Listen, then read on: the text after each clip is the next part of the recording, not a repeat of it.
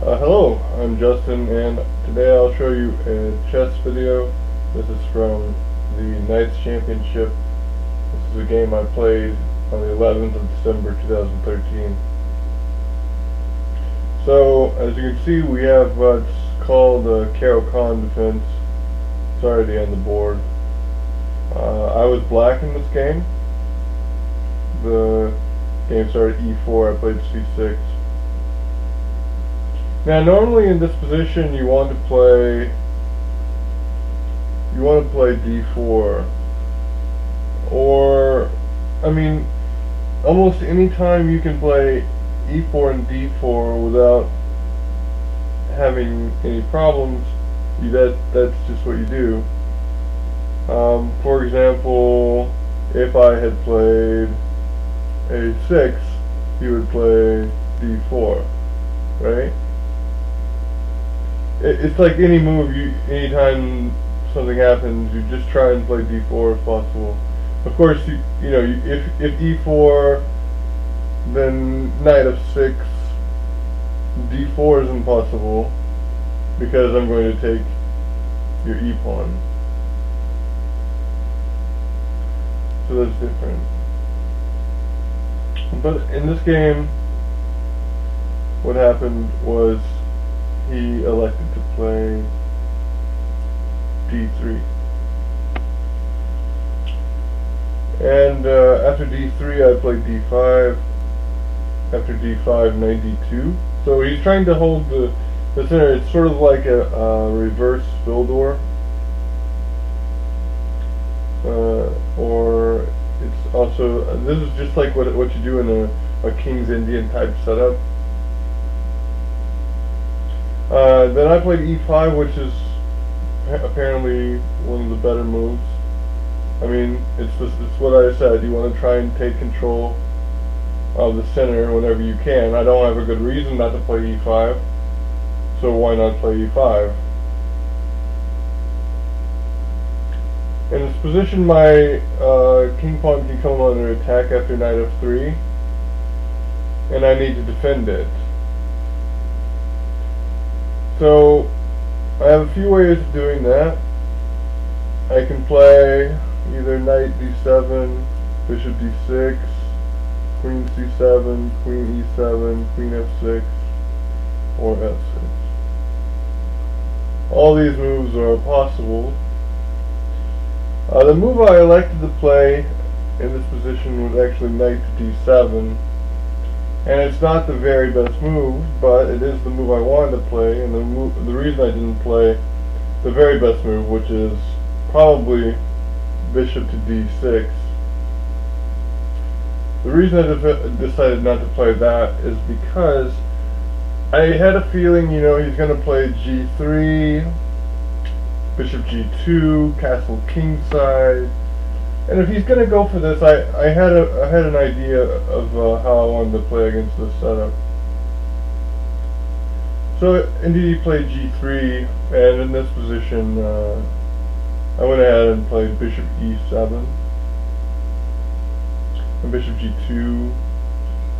Now, after queen c7 castle, I play a move which is sort of double-edged, because I want to play it safe, but at the same time I need to win this game. My opponent was rated 1900, I'm rated 1700.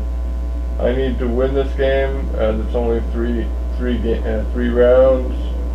So I decided to go ahead and start attacking right out of the opening when I play h5. The idea of h5 is to play h4 and hopefully open this rook file towards his king. It's sort of a long-term goal to get all my pieces attacking him this way, and it is a common idea against a fianchetto setup that he has with his bishop on g2. So after h5, rook e1, and I go ahead with my plan and play h4. After knight takes h4, bishop takes h4. So now he has structural damage. And I'm not going to capture right away on h4. That would be probably a mistake. Because if I capture right away with rook takes h4, well, he's got a lot of pressure in the center with maybe e takes d4, for example. So I'll just show that. So if I play here, he plays here. And if I play here, he plays here. And not quite clear that I needed to capture this pawn. This pawn's really weak also. It's not like this pawn's going anywhere. It's not protected by other pawns. So I'm not in a real big hurry to capture it. So in this position, actually, I played d4. And d4 is considered the best move. After d4, he plays queen g4. Now this move is really aggressive, and I think he's got the same sort of mindset. He needs to win the game, and he's doing whatever it takes, sort of. I played knight 7 to f6. In this position, he decides to take the pawn,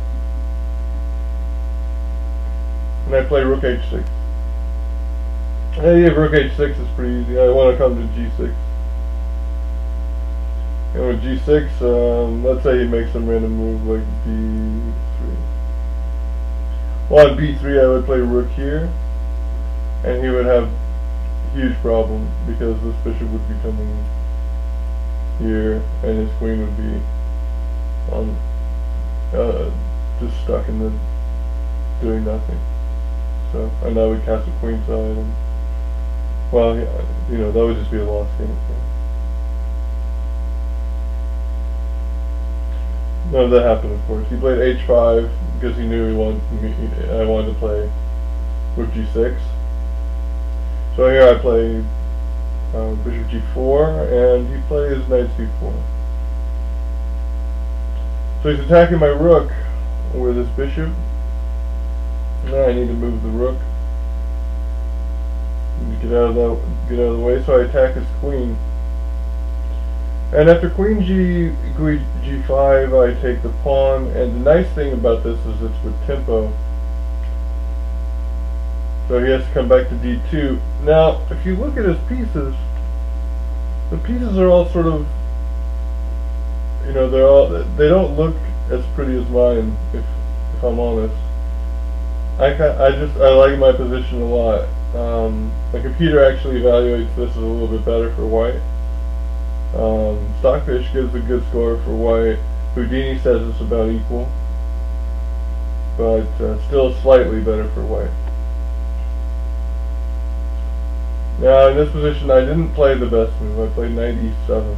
I offered a draw here, which is a silly idea, but I offered the draw because I don't know. I didn't think I could beat him, and well, anyway, f4 was played, and I played knight g6. Tried to protect the pawn more. He plays knight takes, and here I should probably play knight takes knight, actually. Knight takes knight would be a stronger move than probably what I played. I just castled, and he should play knight takes g6. That's definitely the strongest move in this position. However, he played knight takes bishop, and after knight takes bishop, knight takes knight. Actually, this position is quite good for black. And I think that black's even a little bit better here. If not better, it's at least equal. He plays queen e2, and funnily enough, there's only one move here that you can play to get a equal position. It's not that hard to find. You just got to protect your knight. Rook h4. Now, the thing is, there's this funny move here. It's bishop h3. I'm gonna go ahead and put it in a kibitzer real quick so I can show you the line on that. So bishop h3. Let's say he plays bishop h3. The line goes queen d7, and if he plays f5, rook takes bishop, queen takes,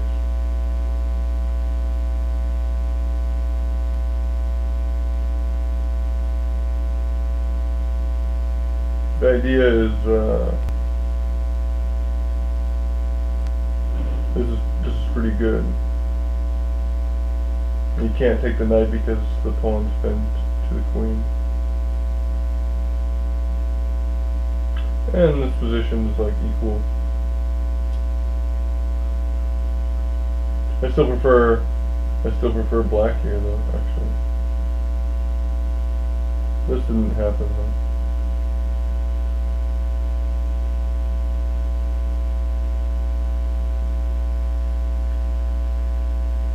So in this position, after rook h4, he played h3. And I didn't play the very best move here. The very best move would have been knight to e3, because the h3 pawn is weak. So this is the best move here. After knight e3, bishop takes, pawn takes, queen takes, knight takes, and we've got a lot of pressure on h3. We've got a rook coming in to either g8 or h8. That would have been the best move. Instead, I played knight takes f4, queen, and then after bishop takes, queen takes, h takes. There is. This is a drawn position, actually. Let's see if I can figure out the draw here. Show you the draw. So the draw is after rook g8.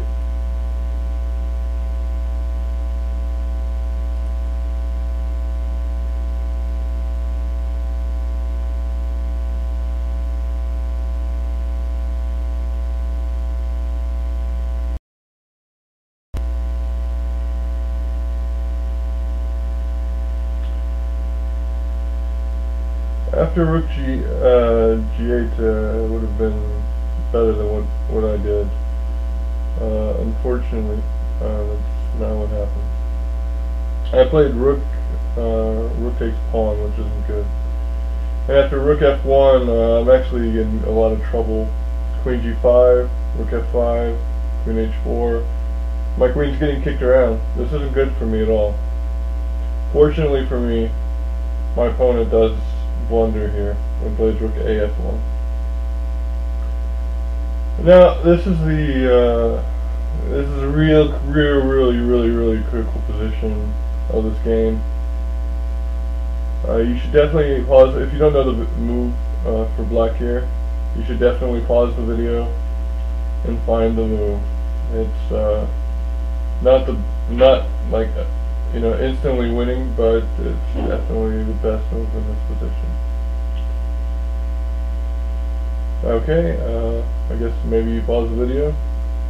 So the move is just rook h8, because he's got a lot of problems, and there's not a lot he can do.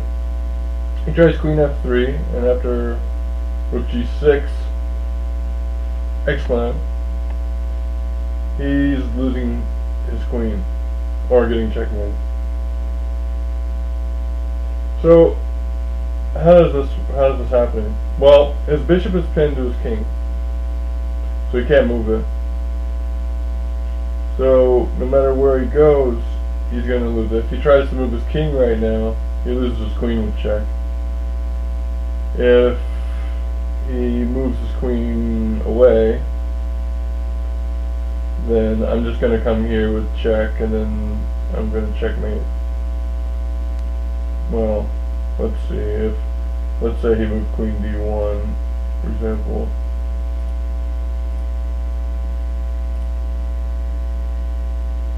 This is a mate in 4 after queen here, there, check, and that's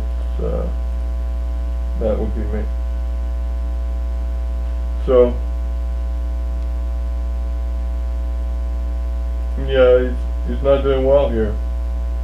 He plays the move rook takes f7, and I played this check because it's important that whenever I take the queen, he can't take back with his other rook. This is just it's a little bit better. It's like Lasker said, you know, whenever you see a good move, stop and find a better one. And after king here, rook takes, I attack his bishop. He comes here and protects it. And I play king c7 because I don't want him to play this move, and well, that would be check and embarrassing. I would lose my rook, and now I would be probably losing if he plays like king f. If he had his king back and checking me, so I wanted to get out of any tricks. So there, and then king f1, and now it's just sort of cleaning up. I mean, in this position, it actually ended about 4 or 5 moves later. He ran out of time, and that was it. This is the game. I hope you guys enjoyed that very much. I appreciate you watching this video. Please make any comments you like, and if you see any interesting moves that I may have missed, don't hesitate to leave a comment. Thank you.